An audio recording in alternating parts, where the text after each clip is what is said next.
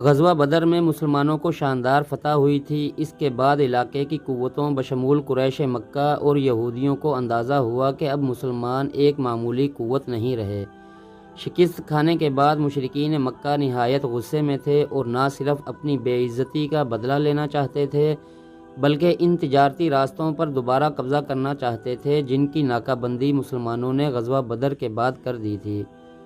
جنگ کے شعلے بھڑکانے میں ابو سفیان، اس کی بیوی ہندہ اور ایک یہودی کعب الاشرف کے نام نمایاں ہیں۔ ہندہ نے اپنے گھر محفلیں شروع کر دیں جس میں اشعار کی صورت میں جنگ کی ترغیب دی جاتی تھی۔ ابو سفیان نے غزوہ احد سے کچھ پہلے مدینہ کے قریب ایک یہودی قبیلہ کے سردار کے پاس کچھ دن رہائش رکھی تاکہ مدینہ کے حالات سے مکمل آگاہی ہو سکے۔ ابو جہل غزوہ بدر میں مارا گیا تھا جس کے بعد قریش کی سرداری ابو سفیان کے پاس تھی، جس کی قیادت